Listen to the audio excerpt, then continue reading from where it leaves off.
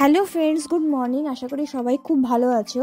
তো আজকে যে ব্লগটা শেয়ার করছি সেটা আজকের না, সেটা কয়েকদিন আগেকার, যখন প্রচণ্ড স্নোফল হয়েছিল এখানে।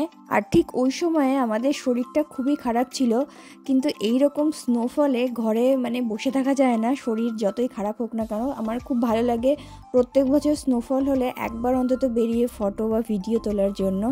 তো দেখতেই পাচ্ছ স্লো মোশনে যেই স্নোগুলো পড়ছে, বিভিন্ন রকমভাবে আমি ভিডিও করেছি, কারণ প্রচণ্ড থিক স্নো হয়েছিল। আর এই যে বাইরে যে ডেকোরেশন করা আছে টুনি লাইট দিয়ে, ওগুলো রাত্রিবেলা যখন জ্বালিয়েছিলাম না, সেগুলো খুব সুন্দর লাগছিল। ভাবছিলাম বেরোবো কি বেরোবো না, কিন্তু এই স্নো দেখে না বেরিয়েও থাকা যায় না, এদিকে শরীরও খারাপ, বেরোলে আবার জ্বর বেশি চলে আসবে। কিন্তু বিনি বেরিয়ে গেছে, আর বিনি অনেক দিন ধরে বলে স্নো কবে হবে, স্নোম্যান কবে বানাবো। কখনো ভাবিনি যে এত স্নো হবে এখানে এসে, কিন্তু এবার স্নো যখন হয়েছে তখন স্নোম্যান তো বানাতেই হবে। চলো এবার বাইরে গিয়ে দেখাই ও কি করছে।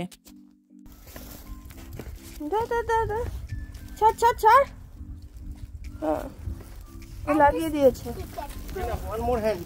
লাগিয়ে দাও।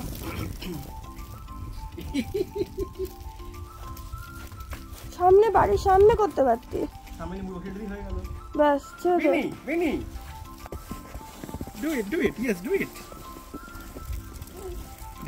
স্নোম্যান হাফ বানিয়ে পালিয়ে এসেছে এখানে এই বরফে গড়াগড়ি খেতে। আর এত ঠান্ডা, হাত তো পুরো জমে যাচ্ছে, স্নোম্যান আর বানানো যাচ্ছে না। মাথা ওর গায়ে ছুঁড়ে মারো, তো ভিডিও হচ্ছে, গায়ে ছুঁড়ে মারো।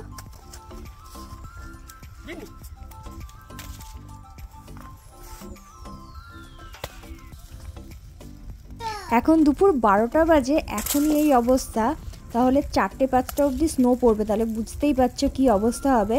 কিন্তু আর বাবা বাইরে থাকবো না, এবার ভিতরে যাব, প্রচণ্ড ঠান্ডা লাগছে। আর আমি হ্যান্ড গ্লাভসও পরিনি। আর এই পাড়ায় ওই দূরে বাচ্চারা মিলে বিশাল বড় একটা স্নোম্যান বানাচ্ছে।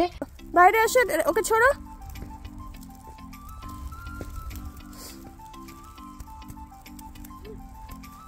যে সব থেকে বেশি এক্সাইটেড ছিল স্নোম্যান বানাবে বলে, এমন ঠান্ডা লেগেছে বিনির, ও এখন ঘরে ঢোকার জন্য ব্যস্ত হয়ে গেছে, কারণ হাত পুরো জমে যাচ্ছে, কারণ ও অনেকক্ষণ ধরে বাইরে আছে আর বেশিক্ষণ থাকলে ঠান্ডাও লেগে যাবে।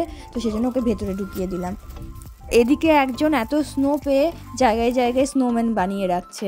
আমরা ওইখান দিয়ে হেঁটে হেঁটে এসেছি, গড়াগড়ি খেয়েছি, ওই জায়গাগুলো আবার স্নো দিয়ে ভর্তি হয়ে গেছে, এখনও স্নো পড়ছে, এখনও পড়বে।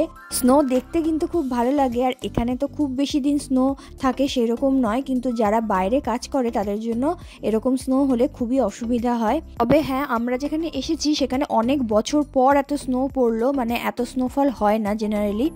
আর তোমাদের বলেছিলাম যে সন্ধেবেলায় যখন টুনি লাইটগুলো জ্বালিয়েছিলাম তখন এত সুন্দর লাগছিল, কারণ এখানে ঘাস আর কাদাই থাকে, কিন্তু আজকে স্নোফল হওয়াতে এগুলো আরও সুন্দর লাগছে এই সাদা বরফের উপরে। আর ওইদিকে আকাশে ছোট্ট দেখা যাচ্ছে যে চাঁদটা, ওই চাঁদটাও কিন্তু খুব সুন্দর লাগছে, ক্যামেরাতে অত ভালো আসেনি। তো আমার এই ছোট্ট ভ্লগটা এখানেই আজকে শেষ করছি। সবাই খুব ভালো থেকো, সুস্থ থেকো, দেখা হবে পরের আরেকটা ভ্লগে। টাটা।